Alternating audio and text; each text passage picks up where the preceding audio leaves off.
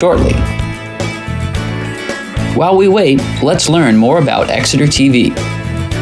Exeter TV is the town's public and government access channels, available on Comcast channels 98 and 22. Channel 98 is your channel. If you have an idea for a program, want to host your own talk show, or submit a film, we're here to get your content on television. On Channel 22, we bring you live and replay coverage of government meetings and other town updates. A third channel, Blue Hawk Media, is operated by SAU 16 and can be found on Channel 13, with all your school sports, events, and meetings. You can watch Exeter TV online at exeternh.tv, Apple TV, and on Roku. Find us on social media for extra content. Subscribe to our YouTube channel and hit the bell to get notified about live streams and new content. Tune in to our platforms every other Friday to watch the Exeter Biweekly Report, with recaps of recent events, updates from town departments, and messages from nonprofits in your area. If you head to our website, exeternh.tv, we invite you to sign up to our newsletter to receive monthly updates about new content, upcoming meetings, and more. We'd like to thank you for taking the time to watch Exeter TV and hope that you tune in to our other content as well.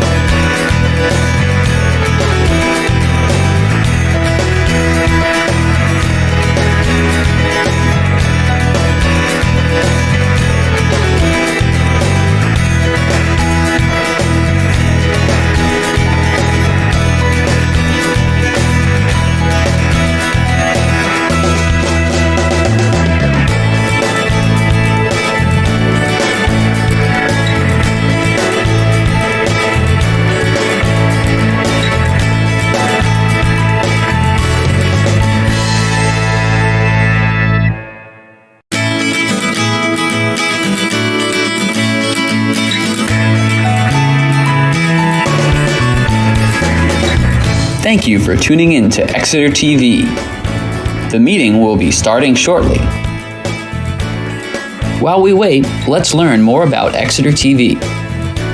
Exeter TV is the town's public and government access channels, available on Comcast channels 98 and 22. Channel 98 is your channel. If you have an idea for a program, want to host your own talk show, or submit a film, we're here to get your content on television. On Channel 22, we bring you live and replay coverage of government meetings and other town updates.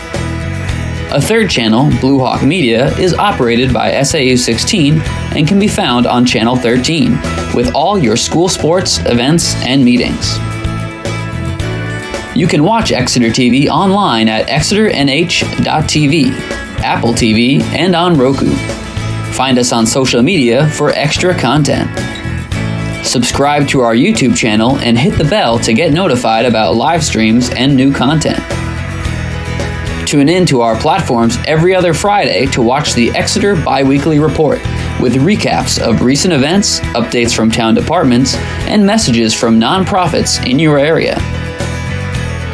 If you head to our website, exeternh.tv, we invite you to sign up to our newsletter to receive monthly updates about new content, upcoming meetings, and more. We need to do a roll call so that she knows who's here. So, shall we begin? Sure. Good. Let me welcome you to the October 20th meeting of the River Advisory Committee. I am Richard Huber. Lyle Ingram. Rod Borden. Carl Wickstrom. Trevor Matera, rep with the Concom. Nico Papakostindice, Select Board Rep. Terry Harmon. Dan Jones. So we do have a quorum. We can begin. The first item on the agenda is to consider the minutes, the draft minutes, and we have two sets of draft minutes. And I would like to bring up first the June draft minutes. The problem is that when we were in the June meeting, the recording didn't work until about the time that Paul was beginning his presentation. So the voting on the minutes never got recorded. So all we have in the June draft minutes is approval of the minutes and the date, but no indication of what happened. So my proposal is that our first item is to think about the June minutes and think about whether or not we want to ask that these minutes be revised to indicate that recording problem and tell them that the results were reaffirmed in the October meeting. Other than that, I see nothing wrong with the June minutes or the March minutes that we had approved at the June meeting, but it wasn't recorded. So I would propose that we approve both sets of these draft minutes, but we ask for some comment in the June minutes that indicates why we had to wait until October to approve them. So, does anybody have any changes they want to make to either of the minutes? No. I see no hands raised. I move that we approve the minutes in accordance with the idea that you just had. A note added to it. Yeah, a note should be added to the June minutes to indicate what happened that caused us to wait until October to approve these minutes. I second that motion. Okay, so that's Lionel asking for the motion and Terry approving it. Seconding it, okay. All in favor? Aye. Anybody opposed? Anybody abstaining? I'll abstain simply because I wasn't at either meeting. Okay, Carl is abstaining because he wasn't at the meetings. Okay, so does that seem like we're done with that, right? Yep. We're on to the next thing. The next thing is Paul's presentation for us.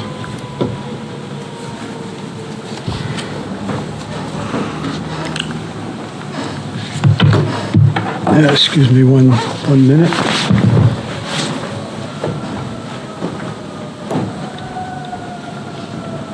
Hi, Paul Velocity, town engineer.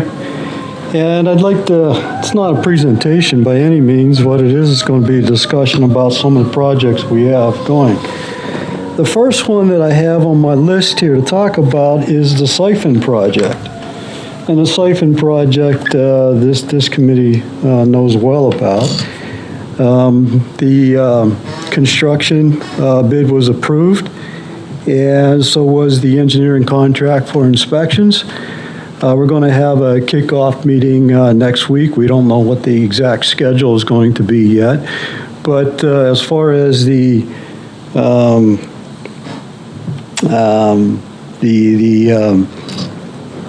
end of completion required, I think it's the end of May. What we still have to do for the project is still get an easement on the mill side of the river. We have our Mitchell group working on that easement, and it's been quite a back and forth for about a year now. So it's getting to be crunch time. We got to get that solidified. So with that project, we also have the $600,000 congressionally directed spending grant there, and also a $180,000 state ARPA grant would be tied into that this year. And they're thinking that it would be accomplished in May of 2023. Be complete. Complete, May of Yes. 2023. Correct. And I don't have the schedule with the contractor yet of what he's planning on doing. Any questions on the siphon right now? Knowing that there's more information that needs to come out. Can you just describe the siphon was a drain that was headed across the waterway and has a problem? I don't. Sure. I can back up and talk about that. The siphons are sewer siphons. They take sanitary sewer, and right now there's 2 of them.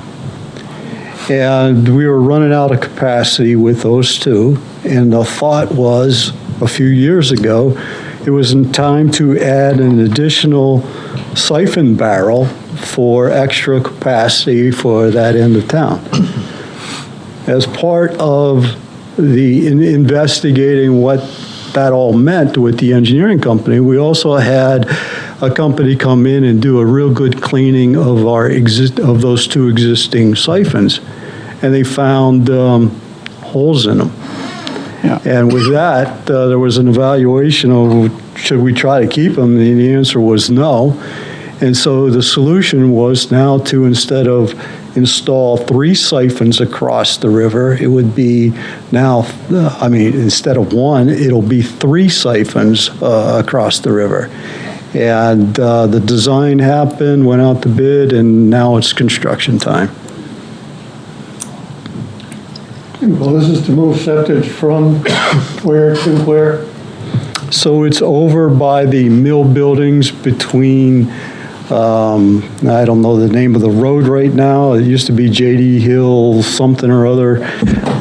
Is Clemson Lagoon right close to that? The siphon, the direction of flow would be from that area of the river across over into Swayze Parkway and into the main pumping station right there behind the Housing Authority. Okay. Are there any documents that you could put on our website about this, or is it too early to ask that, or? What are you looking for on our website? Well, a description of the siphon problem and maybe some indication I of think what. there's all kinds of reports and everything on the town website there. You could spend a week of reading on that subject there. So I think we're covered. We're all set. Everybody has their homework available. Okay.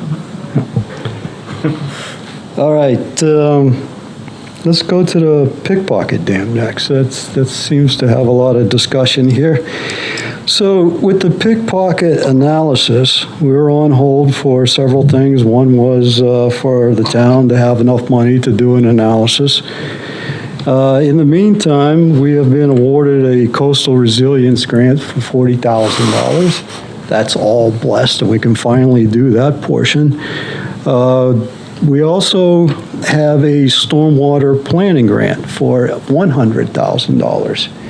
And that isn't approved by Governor and Council yet. However, as of this week, all of the blessings besides the Governor and Council was given. And I think we can start moving forward with that portion of the project also, knowing that we still have to have governor and council before we get any of that $100,000 grant. So with that, there is a contract that was just signed last week also with VHB to perform this analysis. And the cost for that is $385.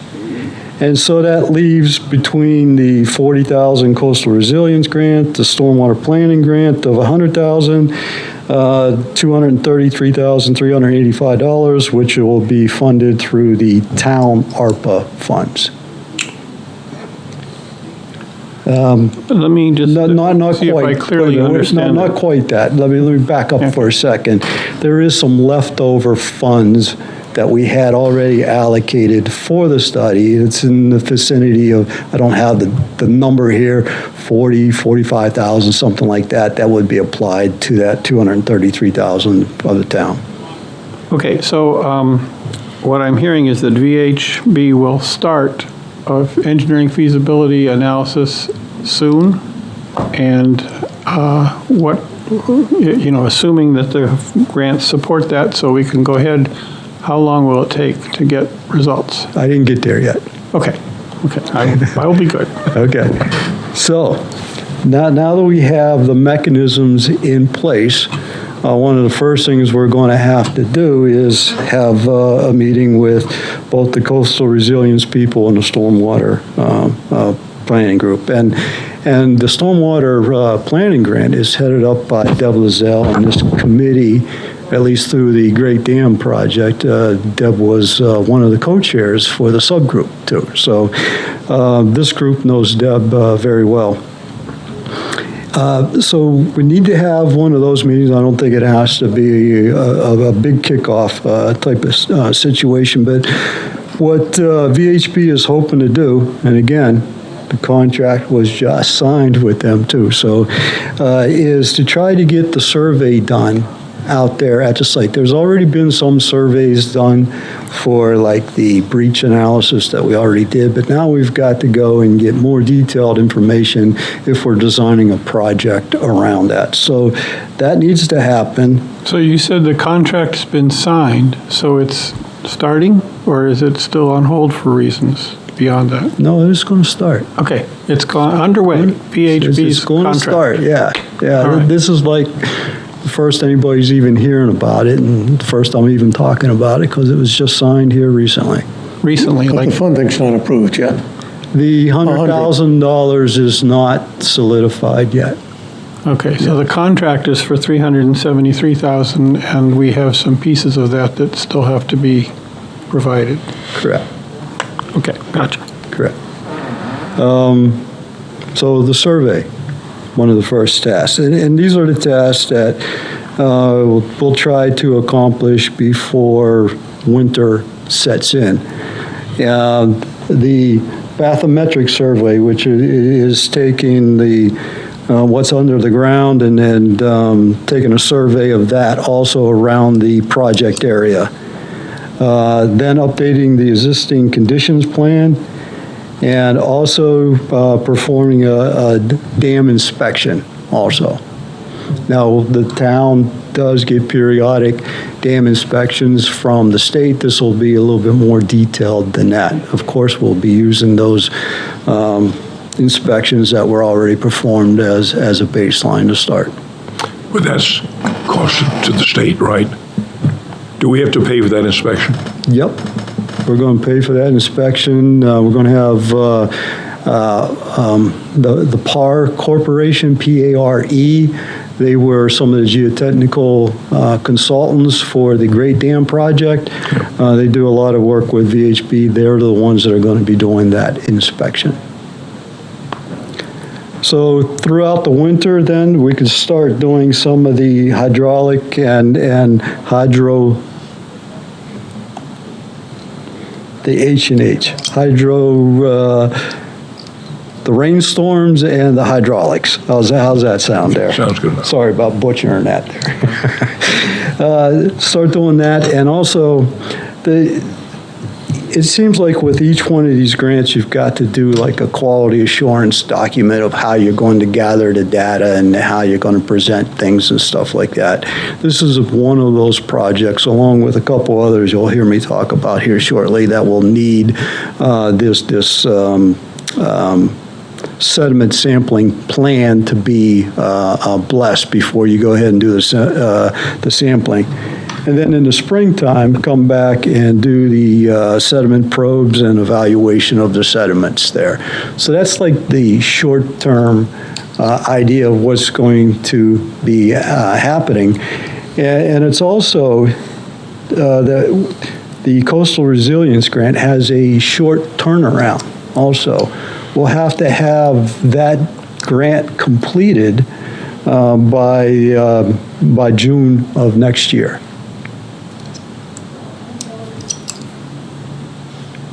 And we structured a lot of the coastal resilience stuff, since that was one of the first grants that came down through. What can we do at the beginning of the project here to get it done and completed and out of the way?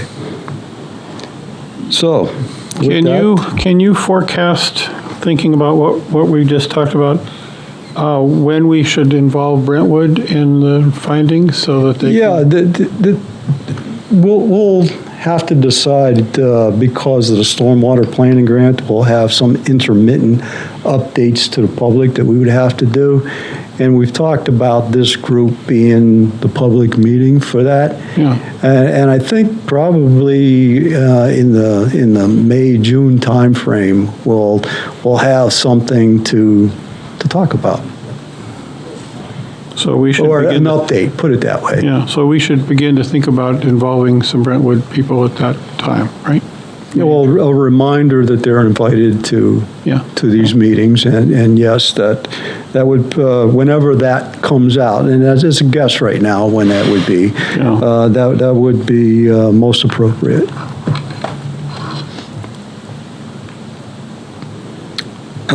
Any questions on the pickpocket project right at the moment?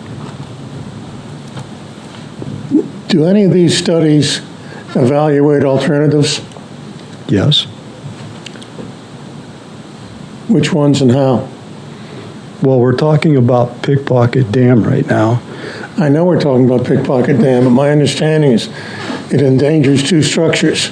Well, the point is, with the engineering feasibility study, you will have a variety of options identified, and you'll be able to identify the pros and cons of the option and the costs of the option. And that's the information you want to take to the public, so that will be in everybody's mind when they're starting to think how they're going to fund this or what they're going to vote on related to this issue. Right? That's what I remember we did with the Great Dam. A few meetings ago, you were handed the draft contract that had many of the tasks, and I said it was draft because it did have some minor changes to it. At one time, it was trying to incorporate all the literature from the coastal grant into this, all into the stormwater one and other. So there was a back and forth for a little bit. However, it came out about the same. So with that, give me a moment to find the alternatives portion, and I'll read directly what some of the things they'll look at.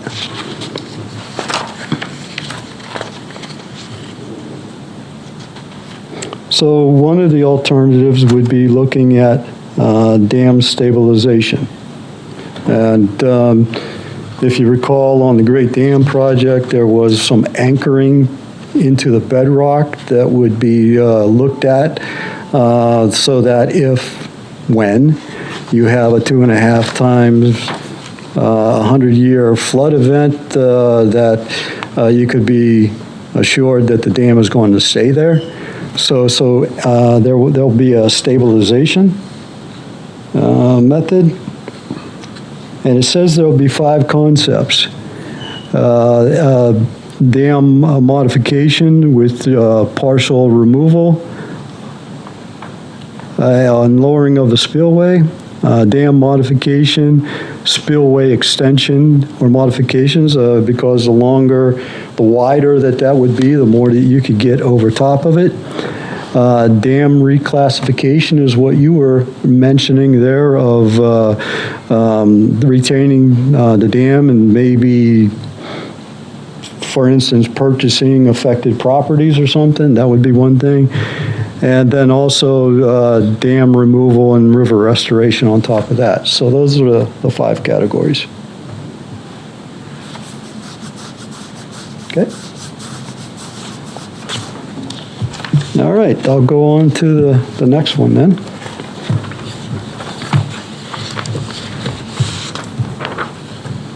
Oh, fun times here with dams.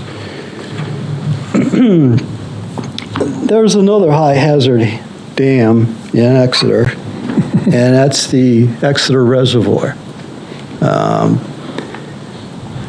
We also know that it has to pass the same 2.5 times 100-year storm event that I just talked about with Pickpocket.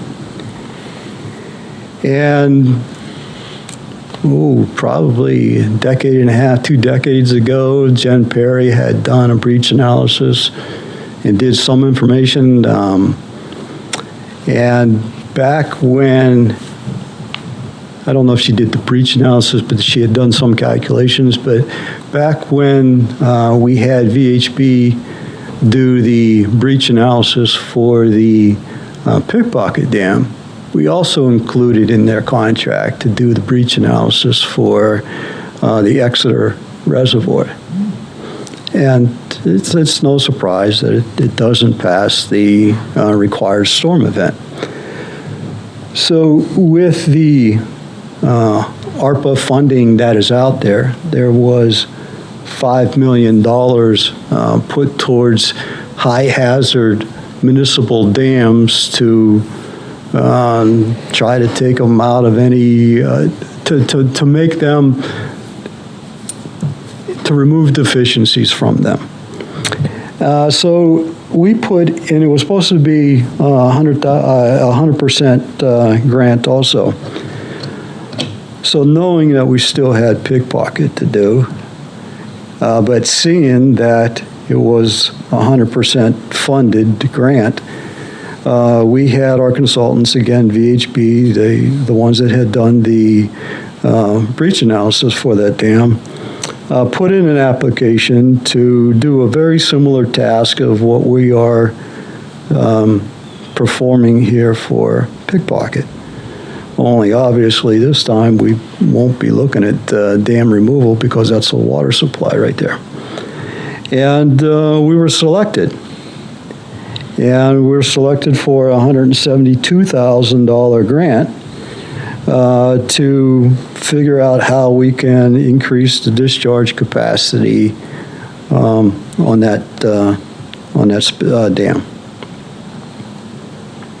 So if the town is interested in doing that, we have until December 1st to put in the final application. Any questions? Yeah, you put a big if there. Why would the town not be interested? I just worded it that way, that's all. Okay. So there's a process in the way to put that in the books. Yeah, we'll have the consultants put that application together for us. Careful as you always are. Yeah. Yeah. Yes, sir. Thinking back 10 or 20 years ago, there was discussion, I think, that a flood event would totally inundate the water treatment facility. Was there ever remediation done about that, or? My recollection is water treatment facilities essentially at the foot of the dam. Yeah, no, there was the sluiceway. That was all upgraded with those concrete sluiceway from the from the dam down towards the culvert on Portsmouth Avenue. That was all upgraded there. However, we know that the required storm event, that you'll have a very similar situation. And what our findings were also with the breach analysis was that, and there's two ways to do the breach analysis that's required. You do it during a sunny day, then you do it during a 100-year storm event. And with that 100-year storm event plus a breach situation, that water would actually flow over Portsmouth Avenue.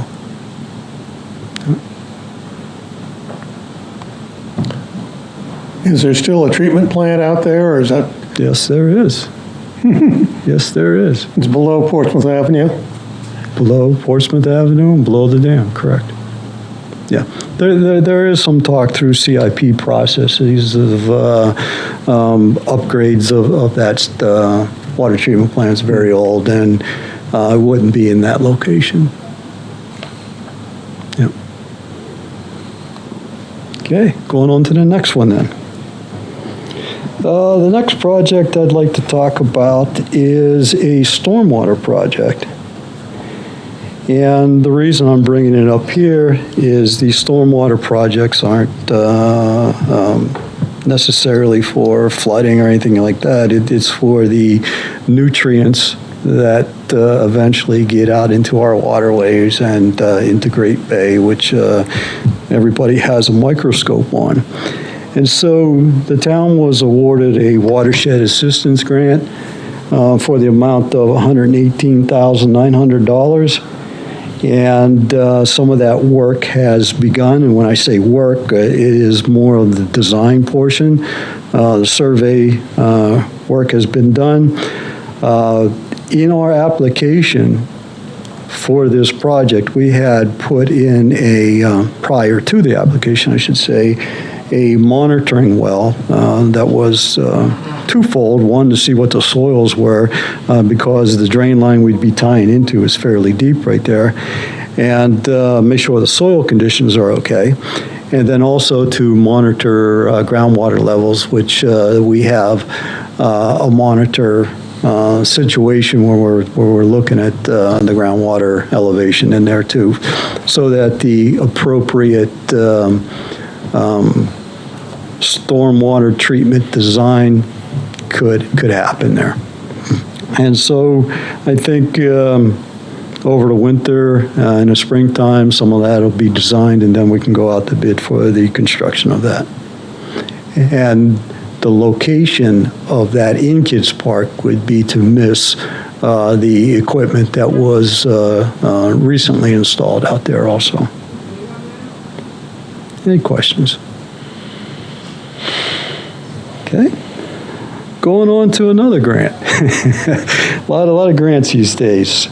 So this is a grant a project that is associated with the, again, nutrients out into Great Bay.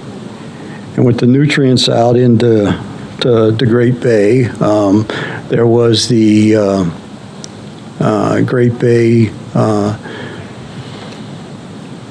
nitrogen general permit, and part of that permit had how you can treat some of the runoff from your land masses and not point discharges like the wastewater treatment plant into the rivers. And the non-point source was the word I was searching for there. And try to come up with a game plan, and it was for 5 years, and I think now we're in year 2 or 3 right now. So we came up with a plan, put it into the CIP, and it's called the Adaptive Management Plan. And there are several components in that Adaptive Management Plan. And we have a consultant that chose a few of those components and asked for grant. And we are awarded a grant of $45,000. It is not blessed by governor and council yet, but all the paperwork is there. And for this particular project, we can't be doing any of those tasks that the grant will be paying for until it is blessed by the Governor Council. However, there's some things that we can get started on. Now, the components that were in that adaptive management plan had to do with fertilizers, fertilizer reduction, stormwater designs, and advanced septic systems. Now, let me go back to the stormwater design portion. A few years ago, the town had a grant, and it was called the Lincoln Street Sub-Watershed area that Rob Rosine had done for us. There was a phase 1 portion, and then there was a follow-up phase 2 portion that the grant was actually to Rockingham Planning Commission. And with that, it took what they termed in that title was the Lincoln Street Subwatershed, and Lincoln Street's buried right in the middle of that. There's a watershed above it and below it, but it's the biggest drainage area in town. This project will look at other areas of town and also other municipally owned properties to see what type of retrofits could happen so that we can control some nutrients in our drainage system. So there's the stormwater design portion, there is the fertilizer portion, and the town has the makings of the Healthy Lawn program. You can read about it on our website, but now it'll review some of those regulations, and it'll also be more of an education outreach on proper use of fertilizers, and also there'll be some recognition to probably like a little I want to say poster, but it's just a little sign that we follow certain particular rules and that sort of thing. So there'll be a development of an enhanced Healthy Lawns program. And then, and I remember this committee talking quite a bit about advanced septics when that was mentioned before. There's another piece of the septic system train, so to speak, that you can add to a septic system that helps reduce nitrogen. And the nitrogen will leach into the ground and eventually work its way to the water body. Not instantly, but it'll take quite a few years in some instances, but it'll head that way. So advanced septic systems reduce the amount of nitrogen that we'll be getting into the soil. And we worded it as, is there a way to incentivize those types of structures? And so that's a component of this $45,000 grant that we'll be exploring. Our consultant is Geosyntec, and we have a contract with them to do all this work for $89,400. And so the contract, the grant pays for roughly about half of that effort. And it accomplishes several of those tasks that we had in the adaptive management CIP from this past year. So with that, I'll stop right there and see if there's any questions on that. Carl Wickstrom, what type of incentives are being considered for the advanced septic I don't know. Got any suggestions? Oh. It's about ready to get kicked off here, but the septic system part is, it seems like there is no free dollars that once you start talking about that, the state portion would have to kick into. So we're going to have to be on hold for that portion of it. We can do some of the stormwater design planning, and we can do some of the healthy lawn, but the advanced septic systems, we're going to have to wait for a little bit, but it's open to anything that you can think about, what the town engineer had thought about. I'll word it that way. The one person was, okay, if these things cost $15,000 extra, could you offer a $15,000 loan to be paid back over a certain amount of time with 0% interest if you put this system in? That's just the town engineer thinking how to try to move something along. It doesn't have to mean that that's what exactly we'll look at or what options that are there, but is there something that can get folks to go ahead and install these, other than regulatory, which I think maybe the town could do something like that. I don't think they would want to, because you can have more stringent rules than the state design, but I think you'd want to rope something this big in with the state. What percentage of the town's residents have septic tanks as opposed to being attached to the sewer? Do we have That's an going to idea? be like one of the first tasks that we do. What's that? That'll be one of the first tasks that Okay. are performed. Yeah. Okay, so you don't know that, the answer. I to that don't know it question. right off the top of my Right, head, okay. you know. So that's one thing we're going to study here. Yeah, Okay. yeah, you'll have a number there for that. Okay. Yeah. And we don't know the percentage of those septic systems that are well out of date. And I don't think we will know that. No. But in terms of being advanced septic systems, it would be a fairly small percentage, I would think. Well, there won't be, there are, some people did install some of those. There are some, yeah. but it's probably a Yeah. small percentage. Yeah, and there's some that did that close to one of the water bodies, but then there were some that if you're close to your property line, and you got to make sure that there's enough treatment before it gets onto your neighbors, and Right. they went to those type of systems because the distance. Reduces their the potential Yeah. liability. Yeah, that's why some of those were done before.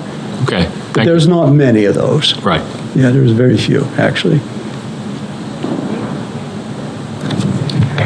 All right. Question from Trevor. Oh, yeah, Paul, I Oh, got sorry. questions. Yeah, Trevor Matera. First of all, is the adaptive management plan for Exeter on the website? Is that publicly available? I think it was part of the whole CIP process last year. Was it? Okay. Yeah, so wherever you look for CIP information, I think you'll find it there. The stormwater design, so that is really just an assessment of looking for priority areas in town that we could repeat something along the lines of the Lincoln Street project? So looking for areas where we might get the most bang for our buck from BMPs? Yes, it'll be that, and then it'll be a review of like the top 10 areas. Then there'll be go and visit those sites. Yeah. Then there'll be which ones are the most attractive. You'll pick two to do test pit information and stuff, and you'll bring two to final design with that. Final design, not implementation, huh? No. Okay. Fertilizer reduction, the outreach on that, and it's slipping my mind, but is there a fertilizer outreach requirement under MS4? I don't know. Okay. I don't know, but where we were going to do most of this kickoff with the education part would be the Elwide Festival. Sure. Yeah, that's what we were thinking for that. Okay. And that outreach will, yeah, never mind, that's fine. All right, great, thank you. Okay, now I think I've only got one more thing to talk about. I don't remember what it is, so I gotta find my list again, excuse me.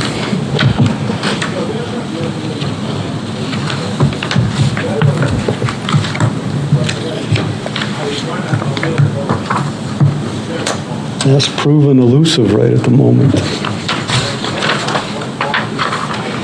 Oh, it is MS4. There's just a quick update on that the annual required MS4 report is now on the town website for the past year. The big thing that we have remaining this year to start is wet weather sampling. If you recall, in a couple years past, we were performing dry weather sampling, which meant you go out during a period of dry weather, and we had some pretty dry weather here last few years. And if there was no flow in your outfall, you were all set. If there was flow, you had to do a sample of that. And if they found anything in it, then you would have to trace that on back and then see. We had none that we had to trace back any situations. But now the ante is raised, and it is time, and has been time for a year or so, to do wet weather sampling, which after a certain size rainstorm, you have a certain amount of time to go out and sample outfalls. And you start with a ranking system of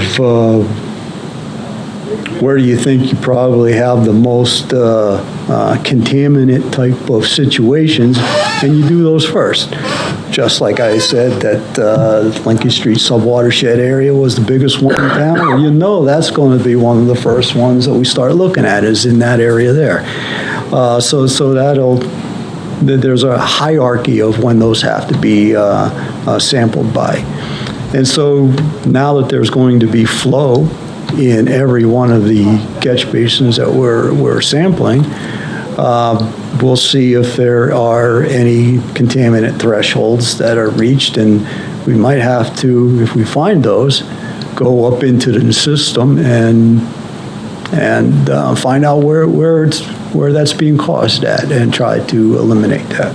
And you're looking for nitrogen? Is that the contaminant that's the biggest one? You know, I knew somebody was going to ask that, so I actually... Okay, so here's the things that you'll be looking at. And it's the same ones that they were looking at for the dry weather. Total coliform bacteria E. coli, total nitrogen, pH, surfactants, conductivity, chloride, ammonia, temperature, and salinity. Those are the things that they would be recording for information. So wouldn't normally a higher water flow have a lower concentration of all of those things than Well, then a dry water flow won't have any if you well, don't if have it's any. not flowing, you don't sample. But if it's just trickling, you're going to have a higher concentration, you would think, from those sources than if it's been diluted by a bunch of rain. Would be my thinking. Yeah, well, Okay. I don't. yeah, you It got might to be be. sampling within a certain amount of time of a rainstorm. You have to do it. So, Yep. yeah, that's fine. Pardon my ignorance, but you say outfalls. Outfalls from where to where? Oh, outfalls from your system to a water body or a swell that leads to a water body. We'd be talking not about sanitary system, but other drain system? Oh, yeah, this is strictly stormwater. Stormwater into the stormwater collection system. Stormwater into the environment. Yeah. Because none of our stormwater goes to a treatment plant, it just goes to the environment. That's why you see those yellow fish stenciled on a lot of those catch basins. Hey, this catch basin, the runoff coming into it drains to the rivers, drains to a water body. It doesn't get treated.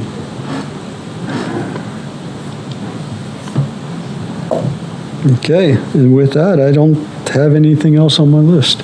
Well, one other thing on the list is, are you going to be able to tell us how all this resolves on November 17th? Or do we need to have a meeting in a month? I don't even know if I'm going to be here on November 17th. Oh.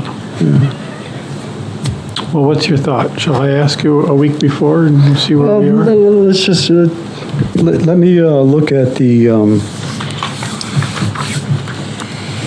We have a placeholder on the web for a November 17th meeting, just so you know. Boy, that list keeps disappearing on me here. Sorry about this again.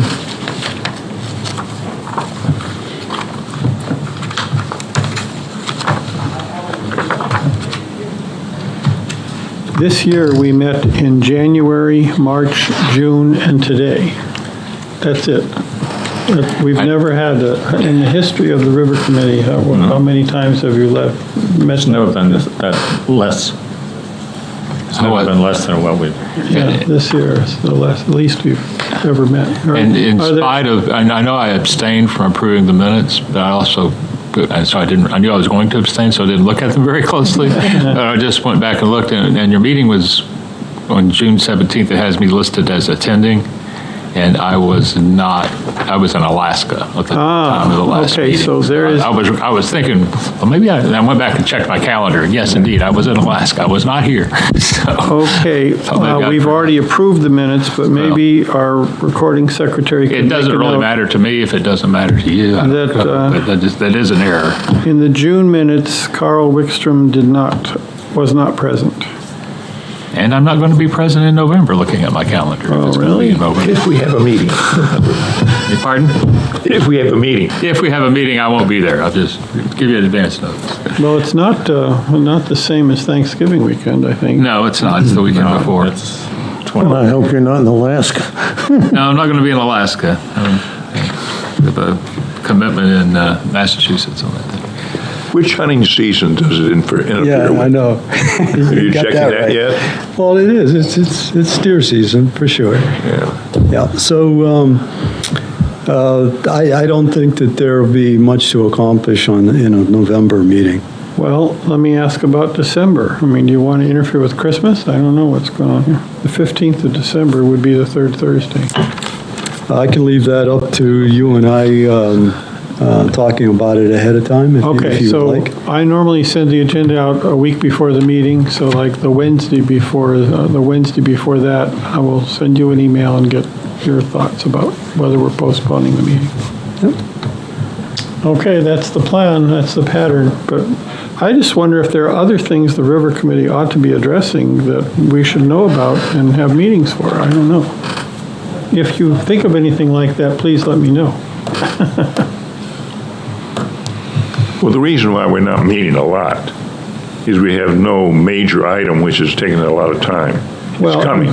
And we have grants that are still waiting for results, so that's why we But postponed a lot of meetings. we went through 2 dam removal activities. It took a lot of time early on, along with some other issues which are long since gone, river issues. So I don't think we are loafing, we just are waiting, and you guys aren't loafing. No. It's just a matter of it's going to take a while before stuff comes up. So busy next year. But Yeah, when was I just am thinking away that for too. Next 4 year- next months, year- Two be a busy dams year. to address when next 4 year. months go by and we don't have a meeting, I can't remember people's names, let alone, That's your problem. that's my problem. Has there been Maturity. any discussion on increasing our water capacity out of the reservoir in any way in looking at this dam? Or is that just outside the realm of possibility? There's discussions about increasing water supply throughout the town, Okay.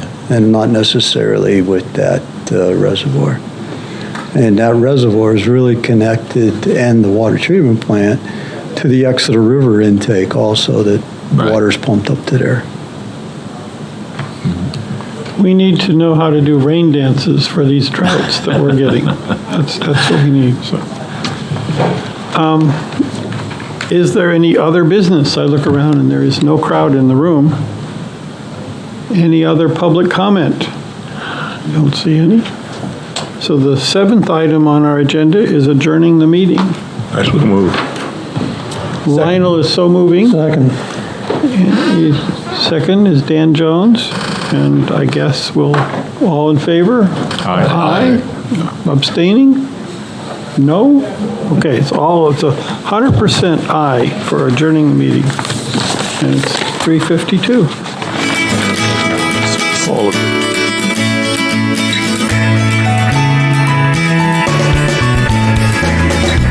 Thank you for tuning in to Exeter TV. Exeter TV is the town's public and government access channels, available on Comcast channels 98 and 22. Channel 98 is your channel.